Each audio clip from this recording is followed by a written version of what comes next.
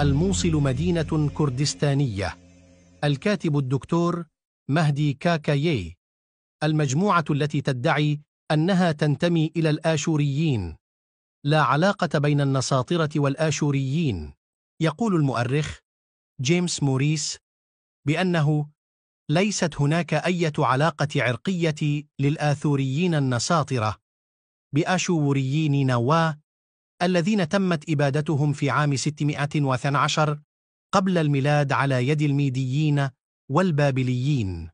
يستطرد هذا المؤرخ أنه بعد انتهاء الحرب العالمية الأولى وتأسيس مملكة العراق من قبل بريطانيا في عام 1920 قام الإنكليز بجلب النساطرة إلى العراق.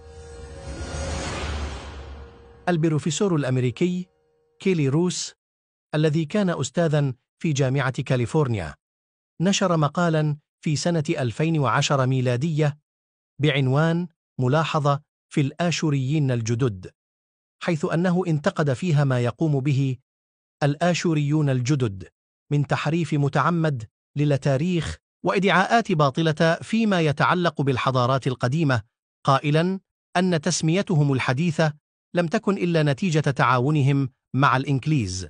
كما أن البروفيسور المذكور نشر أبحاثاً في سنة 2001 ميلادية يثبت فيها أنه ليست هناك أي علاقة عرقية تربط الآشوريين الجدد بالآشوريين القدماء.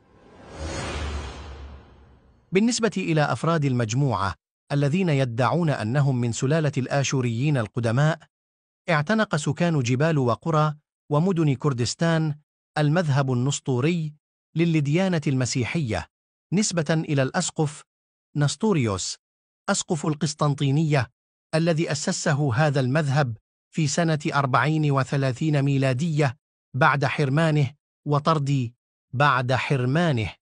وطرده من الكنيسة الكاثوليكية الجامعة. من الجدير بالذكر أنه يتم إطلاق اسم الكنيسة الشرقية على كنيسة النساطرة. في القرن ال15 الميلادي قامت الكنيسة الكاثوليكية بجهود كبيرة من أجل إقناع أتباع الطائفة النسطورية الشرقية أن يقوموا بتغيير مذهبهم النسطوري إلى المذهب الكاثوليكي.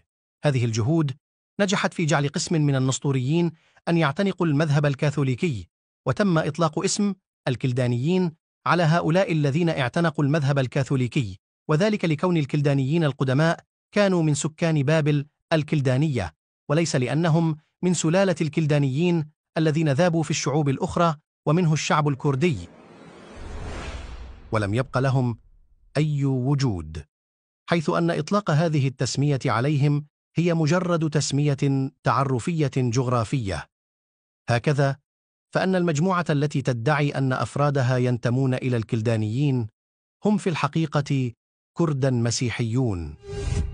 النسطوريون الذين لم يقبلوا أن يصبحوا كاثوليك احتفظوا بمذهبهم المسيحي النسطوري، وهم الذين يدعون الآن أنهم أحفاد الآشوريين القدماء. جذور الاسم أثور من آشور، فأنه في أواخر القرن ال19 ومطلع القرن ال20 ظهر مطران مسيحي كلداني كاثوليكي اسمه المطران أدي شير، وقام بتأليف كتاب بعنوان كيلدو آثور، ومن هنا ابتدأت هذه الأقوام تداول المصطلح آثور كنوع من تأسيس هوية لأفرادها تحفظ لهم كينونتهم بعد اشتداد الضغط على الأقليات العرقية والدينية بسبب اندلاع الحرب العالمية الأولى ووقوع أحداث مذابح الأرمن بعد سنة 1915 الميلادية. ومن هنا ابتدأت هذه الأقوام تداول المصطلح آثور كنوع من تأسيس هوية لأفرادها تحفظ لهم كينونتهم بعد اشتداد الضغط على الأقليات العرقية والدينية بسبب اندلاع الحرب العالمية الأولى ووقوع أحداث مذابح الأرمن بعد سنة 1915 الميلادية بسبب موقفهم المناوئ للدولة العثمانية حينها ومساندتهم لروسيا القيصرية. شمل هذا الأمر جميع المكونات المعتنقة للديانة المسيحية في بلاد ميزوبوتاميا في ذلك الوقت، حيث أخذ كل مذهب يحاول تأسيس هوية خاصة بها للتعريف والتمييز والحفاظ على كينونته من الاختفاء والانقراض، فوجد النساطرة ضالتهم بالتسمية التي أطلقها المطران أديشير عليهم.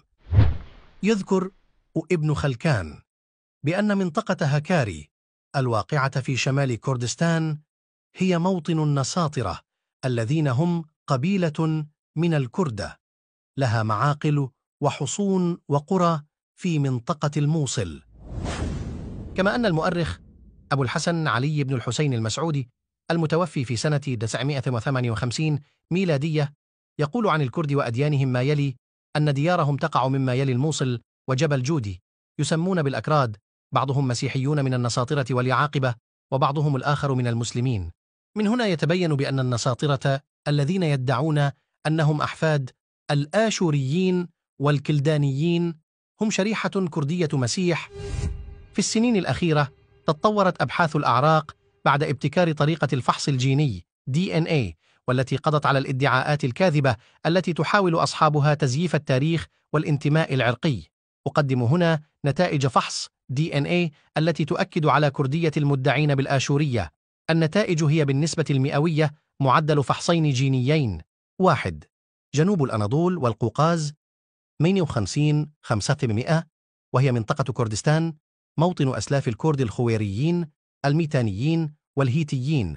2. اليهود الشرقيون مزرهيم 113%، قسم منهم قد يكون من اليهود الذين هجرهم الآشوريون إلى كردستان.